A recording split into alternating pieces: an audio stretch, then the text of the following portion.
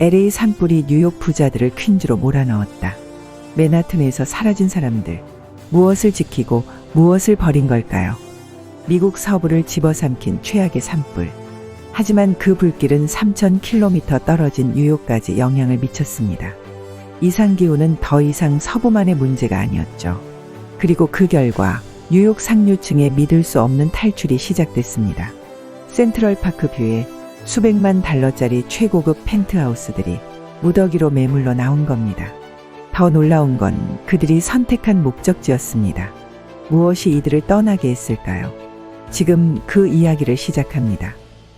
최근 뉴욕 상류층의 탈출 러시로 뉴욕 부동산 시장이 심각한 위기를 맞고 있습니다. 뉴욕 고급 주택 시장의 이상 신호가 감지되었다고 하는데요. 센트럴파크 뷰 펜트하우스를 비롯한 맨해튼의 초고급 주택들이 무더기로 매물로 나오고 있습니다. CNN 탐사보도팀은 이 현상의 원인을 파악하기 위해 지난 한 달간 퀸즈 스마트 타워에 입주한 상류층 50가구를 심층 취재했습니다.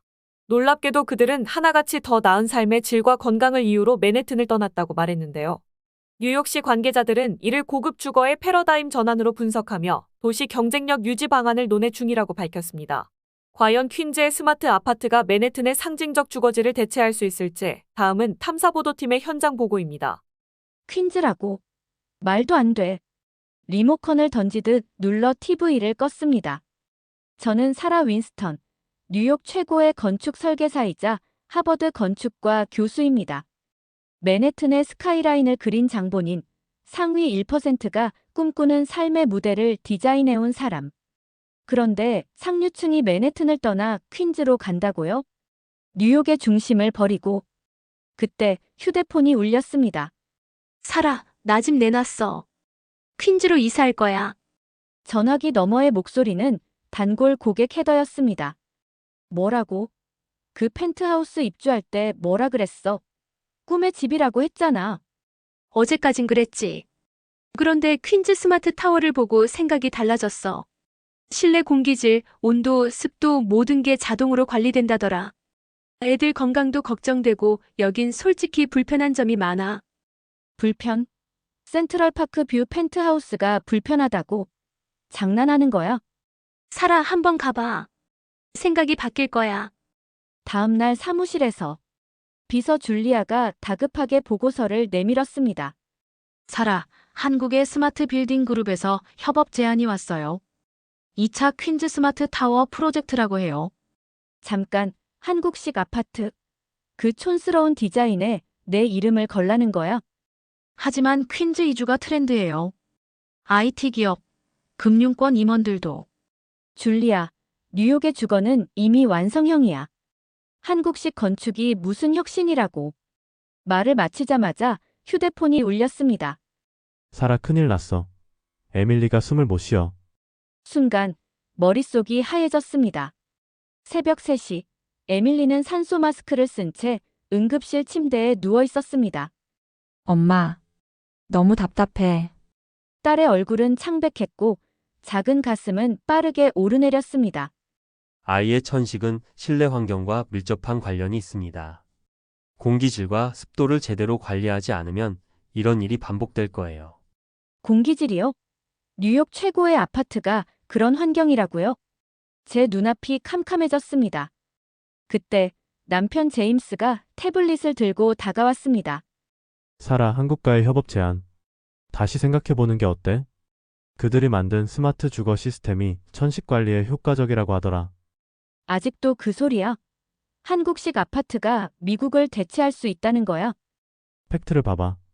미국의 천식 유병률이 전체 8.4%, 어린이는 7.5%야.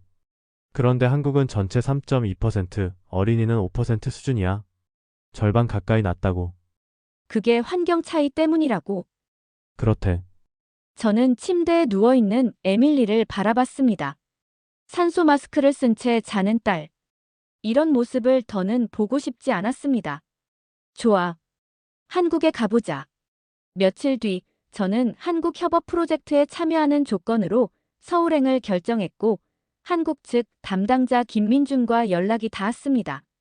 사라 윈스턴님, 이번 프로젝트는 스마트 주거 환경을 직접 경험하는 것이 중요해서 아파트 숙소로 준비해 두었습니다. 실제 거주 환경을 체험해 보셔야 프로젝트 방향을 제대로 이해하실 겁니다. 한국 아파트가 뉴욕의 펜트하우스보다 낫다는 걸 증명하겠다고 비웃음이 절로 나왔습니다. 좋아. 그 기적의 아파트가 내 눈에도 완벽해 보이면 인정해주지. 그들이 자랑하는 혁신이 내 30년 경력을 무너뜨릴 만큼 대단할지 한번 확인이나 해보자는 심정이었죠. 비행기에서 내리는 순간 저는 걸음을 멈췄습니다. 이게 공항 맞아? 자동화된 입국 심사대, 로봇이 수화물을 나르고 실내 공기마저 놀랄 만큼 맑았습니다. 밖은 초미세먼지 경보가 울리고 있었지만 공항 내부의 공기질 지수는 최적 상태였죠. 공항 공기. 쇼 같은 거지. 문제는 집이야. 그 순간 스마트폰이 진동했습니다. 한국 업체 담당자 김민준 씨에게 온 문자였어요. 공항 픽업 차량을 준비해 두었어요. 아파트로 바로 이동하시면 됩니다. 반신반의하며 짐을 챙기고 안내된 차량에 몸을 실었어요. 차창 밖으로 서울의 도심이 스쳐 지나갔습니다. 하늘을 찌를 듯 솟은 고층 빌딩과 깔끔하게 정돈된 도로. 뉴욕과 다를 게 없었지만 어딘지 모르게 더 정돈되고 효율적인 느낌이었습니다. 그런데 차가 멈춘 순간 저는 눈살을 찌푸렸습니다. 뭐야, 여긴 도로가 없어요? 아파트 단지 입구에 내리자 이상한 광경이 펼쳐졌습니다. 사람들은 유모차와 반려견을 데리고 여유롭게 산책하고 있었지만 차 한 대 보이지 않았습니다. 도로는 어디 있죠?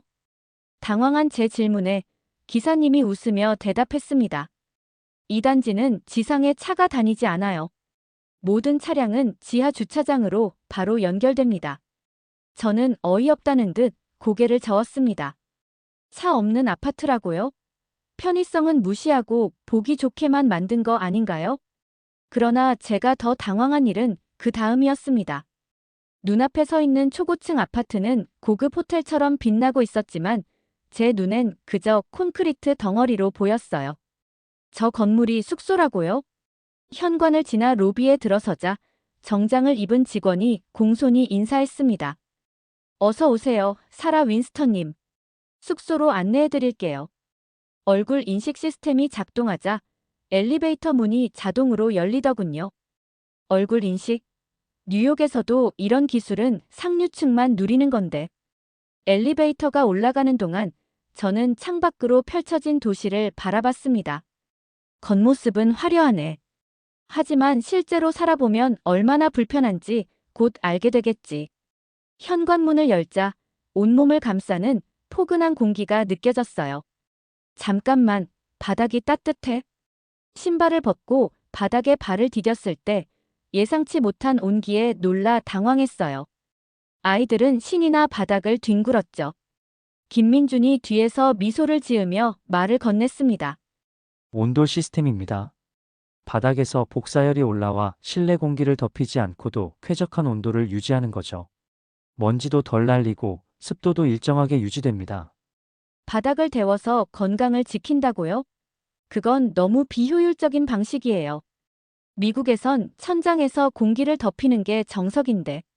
김민주는 말없이 벽면에 있는 스마트 패널을 가리켰습니다. 실내 공기질, 습도, 온도가 최적 상태를 유지하고 있다는 그래프가 선명하게 표시되어 있었죠. 거짓말이죠? 아파트가 실험실 수준의 공기질이라니요? 저는 믿을 수 없었습니다. 이런 게 얼마나 가겠어요? 하루 이틀이면 고장 나겠죠. 저는 황당한 표정으로 그를 바라봤습니다. 김민주는 미소를 지으며 단지 투어 때 설명해 주겠다는 말을 남기고 떠났습니다. 저는 속으로 생각했어요. 좋아. 하루만 지내보면 이 화려한 거칠애가 얼마나 허술한지 알게 될 거야. 그러나 그날 밤 예상치 못한 일이 벌어졌습니다. 늦은 밤 설계안을 검토하고 있는데 에밀리의 방에서 거친 기침 소리가 들렸습니다. 안 돼, 또야. 허둥지둥 약과 물을 찾으며 방으로 뛰어갔습니다. 그런데 그 순간 스마트홈 시스템이 자동으로 작동했습니다. 공기정화 시스템 가동. 습도 조절 시작. 산소 농도 최적화. 잠시 후 에밀리의 숨소리가 차분해졌죠. 저는 망연자실한 채 바닥에 주저앉았습니다. 이게 진짜 효과가 있다고. 뉴욕에선 수십 번 겪었던 밤. 하지만 이번엔 약도, 응급실도 필요하지 않았습니다. 혹시 우연일까? 그 의심을 품고 잠이 들었지만 다음 날은 또 다른 사건이 제 생각을 뒤흔들었어요. 피곤하실 텐데 오늘까지는 아파트에서 좀 쉬세요. 이곳에선 하루 종일 시간을 보내도 지루하지 않으실 거예요. 아파트 안에서 하루 종일요? 애들이 미쳐버리겠죠.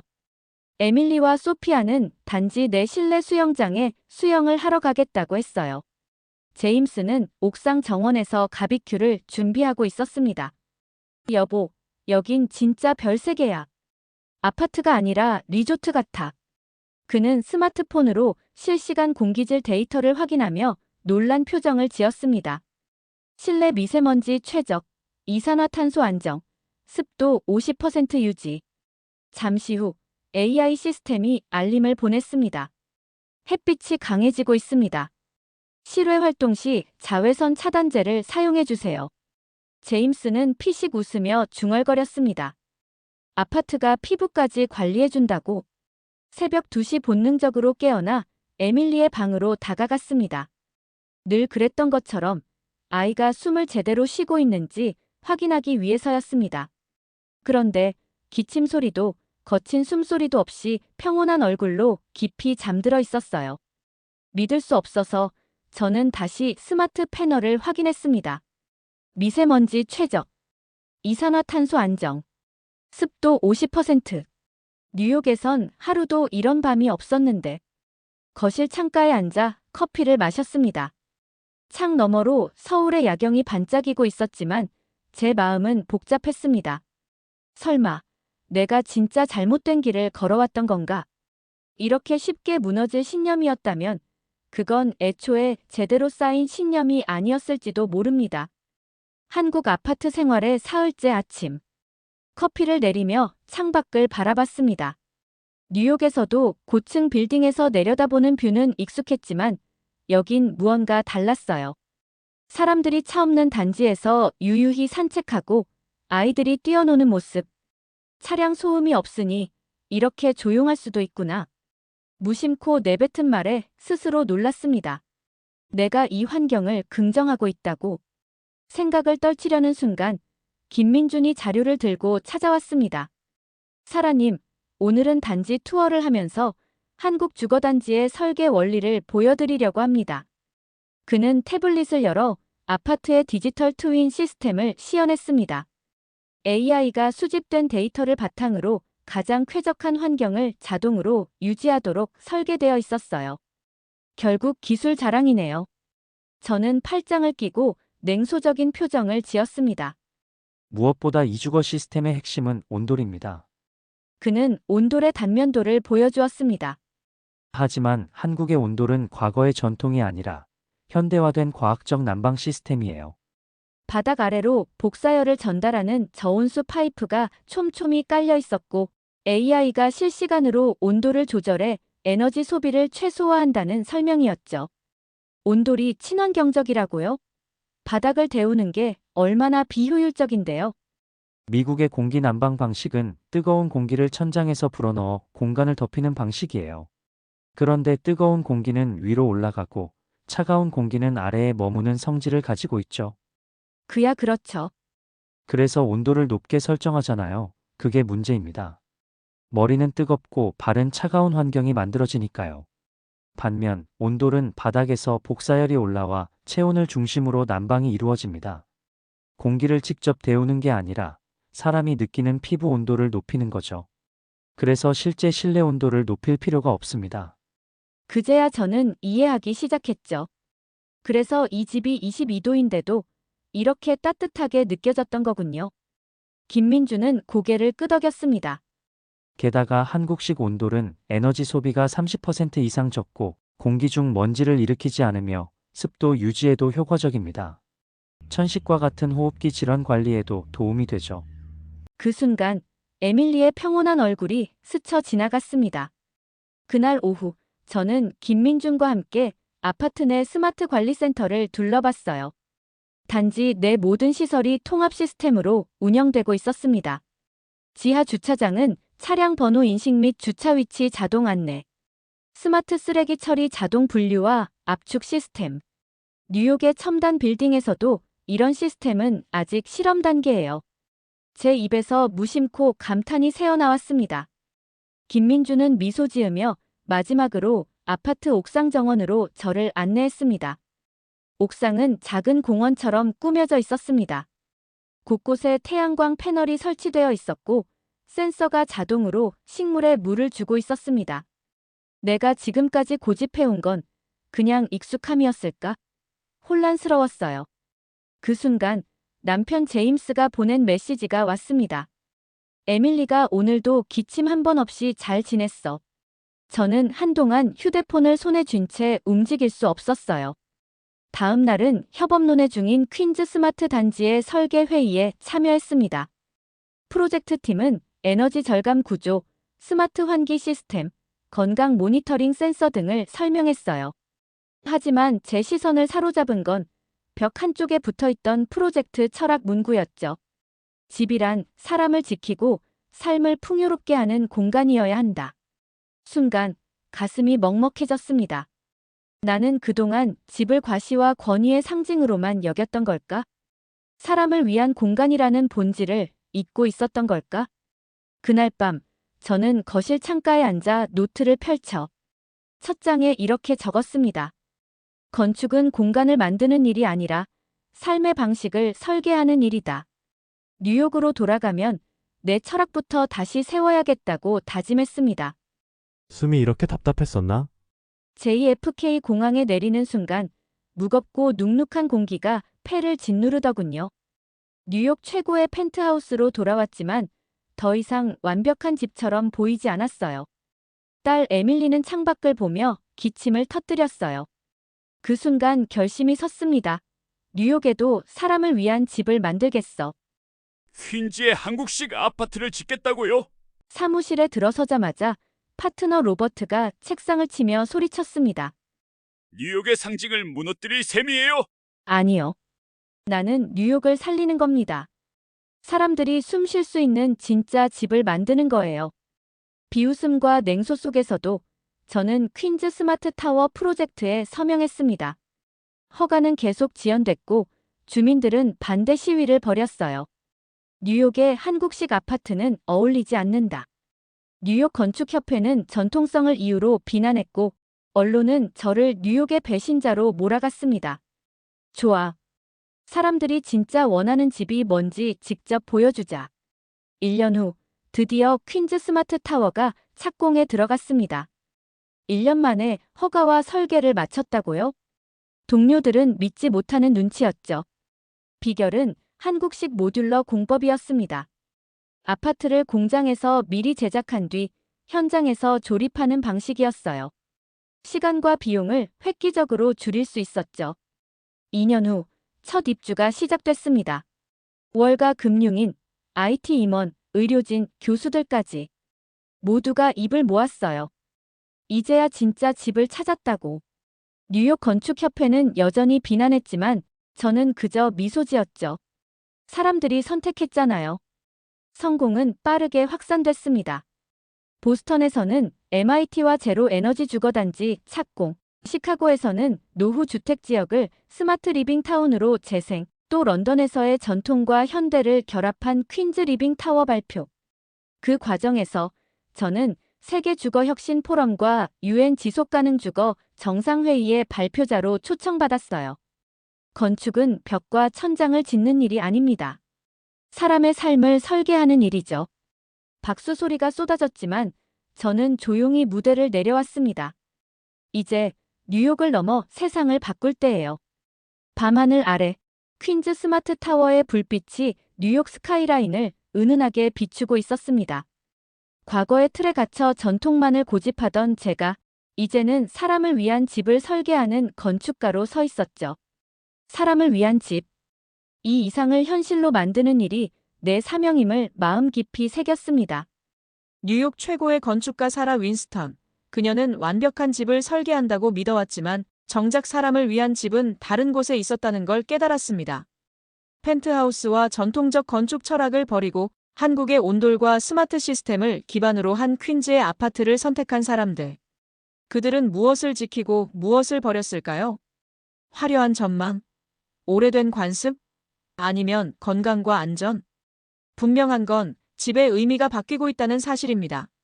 더 이상 비싼 건축물이 아니라 삶의 질을 지키는 공간이 중요해졌다는 것. 그리고 그 변화는 지금도 계속되고 있습니다. 여러분이라면 어떤 선택을 하시겠습니까? 오늘의 이야기 여러분의 생각을 댓글로 남겨주세요. 그럼 다음 이야기에서 뵙겠습니다. 구독과 좋아요는 더 많은 사연을 전하는 데 큰 힘이 됩니다. 시청해주셔서 감사합니다.